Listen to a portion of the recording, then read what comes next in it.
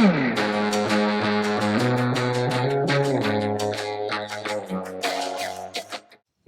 what do we feed our birds? What we primarily feed our birds is New Country Organic feed. It is non-soy, non-GMO, and that is the feed that we buy for our chickens.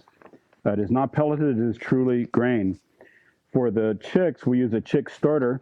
Our chick starter is a very powdery mix, digestible. I don't know if you can see that in this light, but it's very powdery feed, and got a little bits of grain that are whole in there or kind of crushed, but it's got a lot of grain and stuff in there. But that is what we feed. That's our starter feed for the chicks.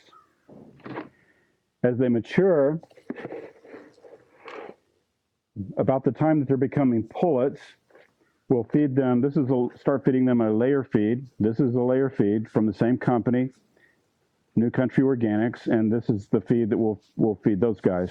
It's whole grains, so it's very good for them. And then from the same company again, we also feed them a scratch grain. Just has a little bit different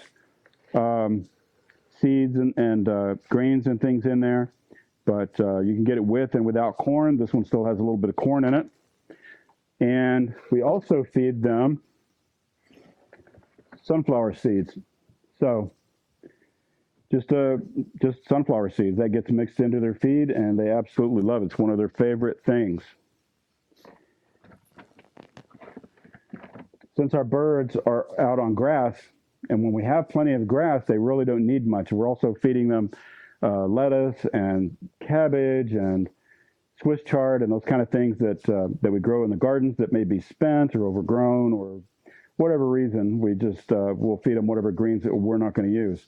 In the winter months, when that's not really possible, we add a little bit of alfalfa meal to their feed, especially their soaked feed, which we'll go over in just a second. But this really goes in their soaked feed, and that gives them some green and some other nutrients that they might be deprived of in the winter months.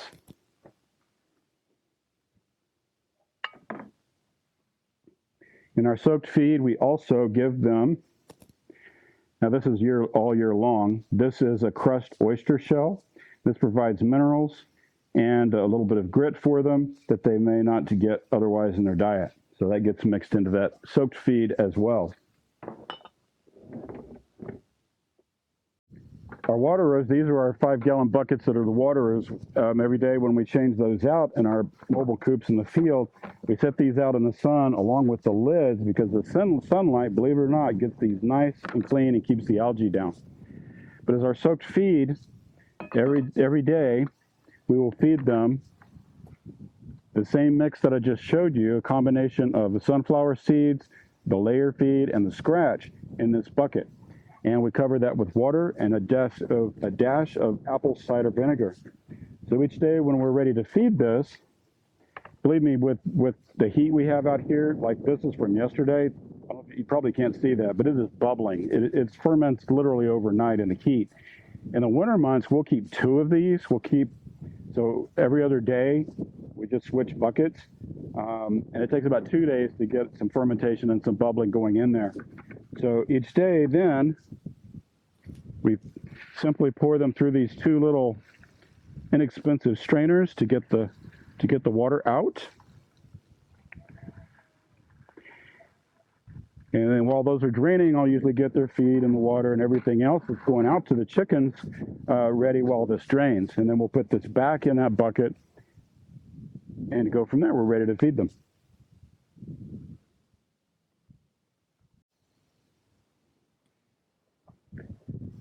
All right, so I have 3 5-gallon buckets to go to the chickens in the field. Now I'm changing out the water for the chicks that are in the brooder that we looked at. So it's very important to give them fresh water every day, keep their water clean. So we'll fill this guy up.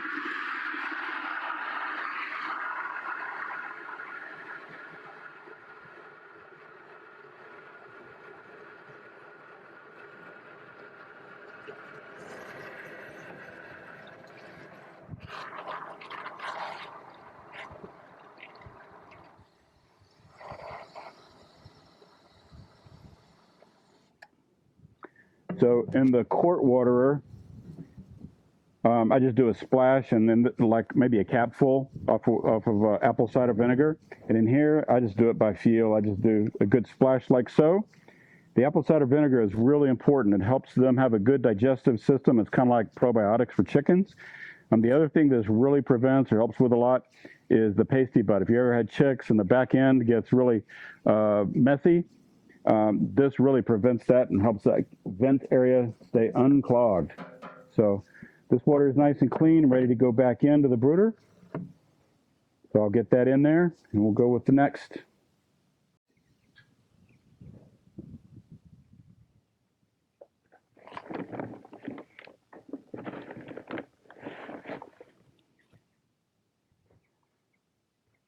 So I've got their nice clean water in here. I'm going to fill up their feeders. So I just want to make sure they got plenty of food in there, which they do. And I always put a little bit in the tray itself, just to make sure that they're well fed. There we go. This guy is full. They have food and water. So let's talk about the temperatures. You can see these American breast chickens right here. These guys all have their feathers, so they're no longer requiring additional heat.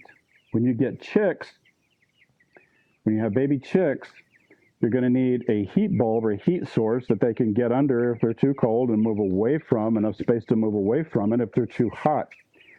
So these chickens in here, it's about 82 degrees in there, but your baby chicks, they really want a temperature that is around 90 to 100 degrees. They really need to stay warm.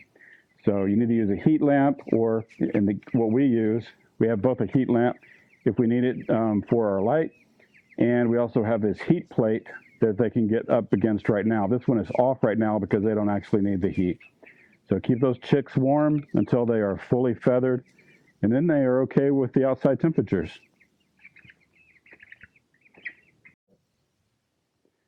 All right, so for the pullets, I have this little bucket right here I feed the pullets with. So what I've done is I've taken a scoop of the starter, a scoop of the layer, and a scoop of the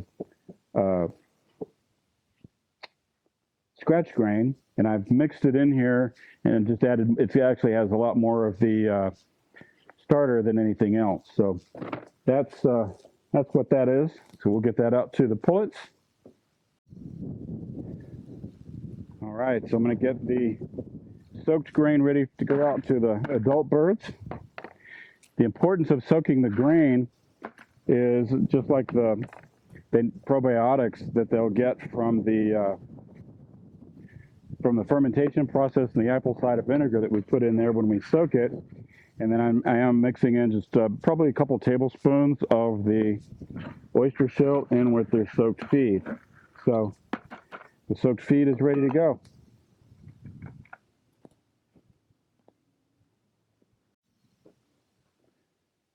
So last but not least, I'm going to get the feed for the free choice that we leave out for the birds. On the side of my scoop, I've written for anybody that needs help knowing how much to feed. But basically, laying hens, they need about a quarter of a cup a day.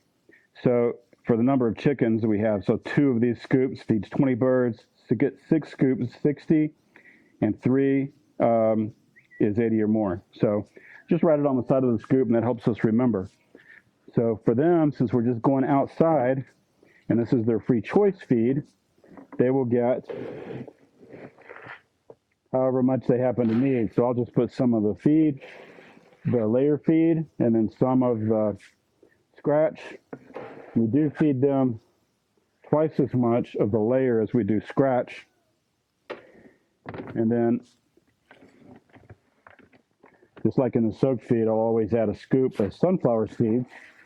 Kind of mix that up, and we are good to go feed them.